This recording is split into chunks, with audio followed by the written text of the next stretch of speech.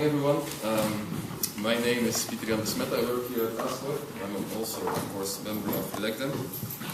My supervisors are Jos van Spanje and Claes de Vreese. One of them should be here. Oh, there he is. And my paper is about the effects of media and interpersonal communication on EU evaluations, which I called, modest as I am, toning it down. My dependent variable, and that's actually related to the previous paper, is or are EU evaluations, individual EU evaluations. EU attitudes have a multidimensional nature, as you already heard in the discussion, and Baumgarten and colleagues have actually looked at all the EU questions that were in surveys like the EES and Eurobarometer. Such as the European flags means a lot to me. Are you satisfied with the way democracy works in the EU? The EU functions well as it is, and they have categorized those questions, those concepts, into different dimensions.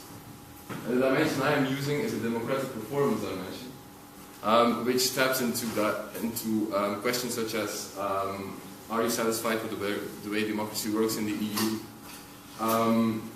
Do you think the European Union is transparent? Do you think the European Union functions well as it is? So it's about the democratic performance of the EU. And by combining those questions, we have the individual EU evaluations, because, of course, the individuals have answered those questions in the survey. So that's the dependent variable that I'm using. Why is this relevant? Well, the more happy people are about the EU, the more legitimate the EU is supposed to be. Now, it's important to know whether these evaluations, which are currently not that very good, if these can be changed. It's both for us as scholars very interesting. It's also very interesting for European politicians. So, if it's possible to influence those EU evaluations, we have to know how to influence them and when to influence them. First question, when to influence them. As you might know, the EU is for normal people quite distant and quite unknown. So if they acquire information about the EU, it will be around some kind of a big event. For example, EP elections. Then it's rather important to know your own opinion about the European Union. So then you go to the media or you go to other persons and you ask about the European Union, or you just watch the news and hope for EU news. It's only during the EP elections that you hope for that, I suppose. And previous research has shown that media indeed give more information about the EU during the election campaign, and that people indeed talk more about EU politics. So the information they acquire there should mainly be the information they are basing their EU evaluations upon. So we look at the European Parliament campaign to look for change in these evaluations. So we did, and we saw that people are rather stable about their EU evaluations. 80% of the people do not change more than 1 point on the scale from 1 to 7 in their opinions about the EU. But that also means that 20% of the people change more than 1 point on a scale from 1 to 7. And actually, in a period of 3 weeks, this information is based on a two-panel survey which has a time slot of 3 weeks. In 3 weeks, people changing 2 points on a 7-point scale is actually quite a lot. So we look into that.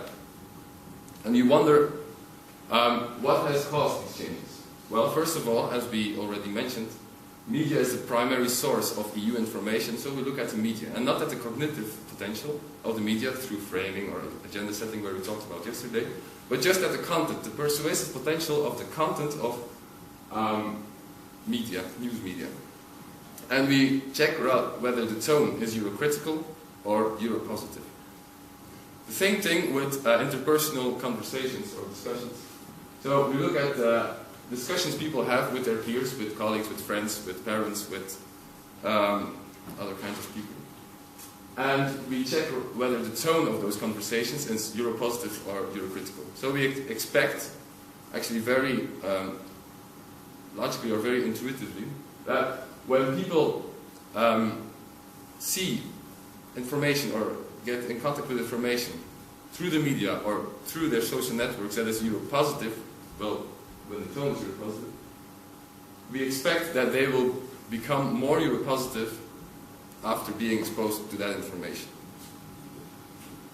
The data we use for this is a combination of two data sets, the two-wave panel survey of the EES, the European Election Survey, which has been done in 21 countries with 22,000 respondents around the elections of 2009.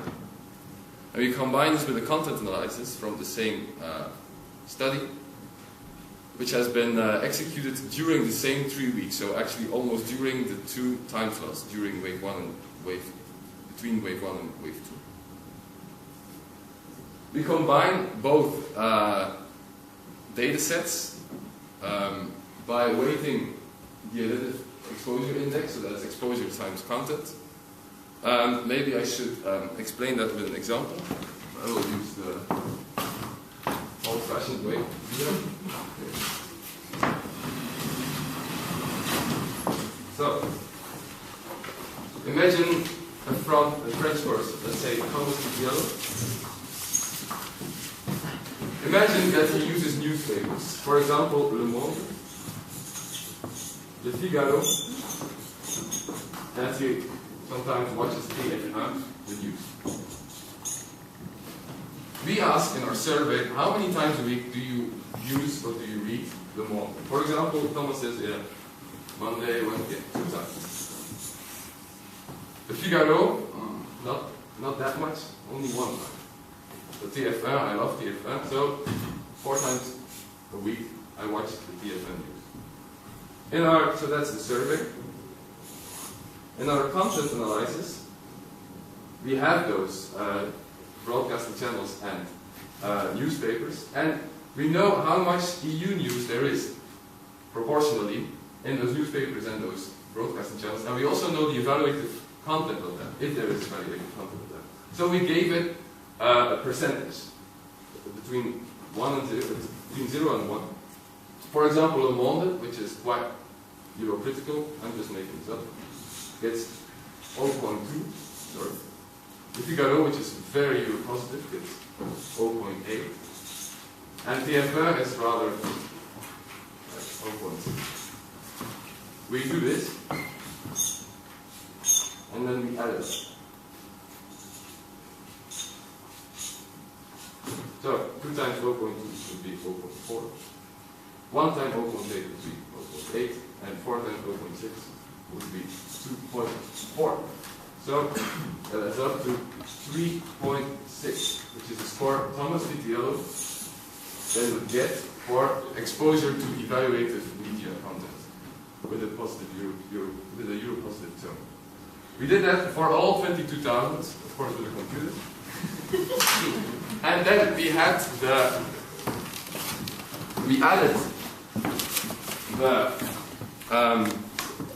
the tone of the interpersonal discussions they had to the model. We added some control variables and we did a very normal regression. And there we go.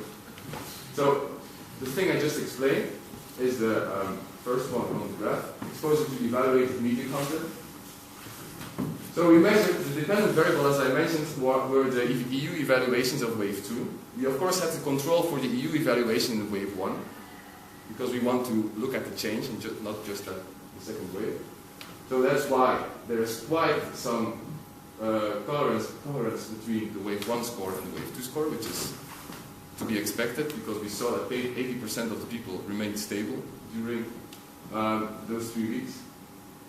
And then we found that exposure to positive evaluative media content has a positive effect on EU evaluation. So people change positively in their opinion about it. And evaluative interpersonal communication, so if the tone of interpersonal communication is positive, then they tend to become more positive as well. And we also found that education, so higher educated people and younger people tend to become more positive during the campaign as well. So, quite straightforward. We have 2 separate direct effects, media content, and interpersonal conversation. Their tone is positive, there is a positive effect on EU evaluations, which may sound quite logical, but it's still quite astonishing because it's only 3 weeks, and it's a way of influencing people, for example, European politicians. So we can conclude that tone gets the message through, but of course we have to tone these results a little bit down, because we're only talking about a change of 20% of the people, and as you saw, the effects are rather small, but still they are significant and they are there. Thank you for your attention.